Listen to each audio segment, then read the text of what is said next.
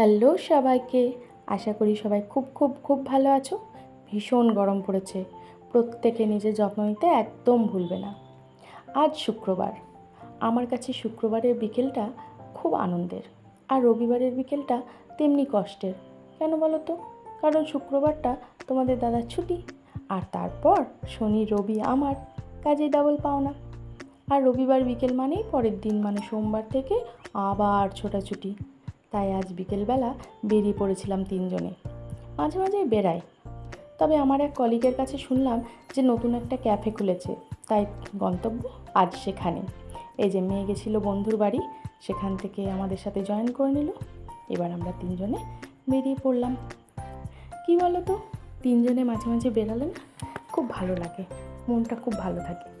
আর তোমার দাদা সারাদিন তো কাজ নিয়ে ব্যস্ত থাকে, সেই জন্য বেরানো হয় না। তাই আজ বললাম যে চলো ক্যাফে থেকে ঘুরে আসি। মাঝে মাঝে কফি খেতে যাই, তবে শুনলাম যে নতুন ওপেন হয়েছে, তাই জন্য বললাম চলো সেখান থেকেই ঘুরে আসি। বিকেলবেলাটা না বেশ হাওয়া দিচ্ছিল, খুব ভালো লাগছিল জানো। তো চলো আজ সেখান থেকেই ঘুরে আসি। ছোটোবেলার বিকেলগুলো অন্যরকম ছিল, বন্ধুদের সাথে খেলাধুলো, মাঠ পেরোনো, ঘাট পেরোনো, কত কী লাফাঝাপা করেছি।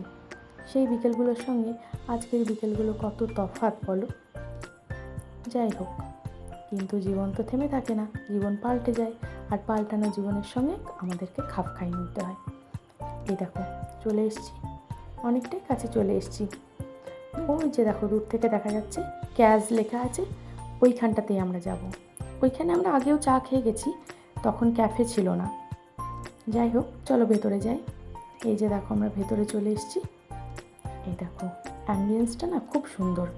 ভিতরে দোলনা দেখেই তোমার ইচ্ছে হয়েছে ওই দোলনাতে একবার দোল খেয়ে আসবে। যাক, ও একটু দোল খাক, আর আমি তোমাদেরকে একটু ক্যাফের ভেতরটা ঘুরিয়ে দেখাই। ছোট্ট ক্যাফে, বেশি বড় নয়, একটা রুমের মধ্যেই করেছে। যাই হোক, খুব সুন্দর পরিবেশটা, ভালোই লাগছে। নতুন নতুন তো, তাই একটু ফাঁকা ফাঁকা আছে। আমরা অবশ্য একটু বিকেল বিকেলে এসেছিলাম, হয়তো সন্ধ্যে থেকে একটু ভিড় হতে পারে। এই দেখো চলে এসেছি, কেয়ার করব, দেখা যাক ও কিছু খাই দেয় কিনা।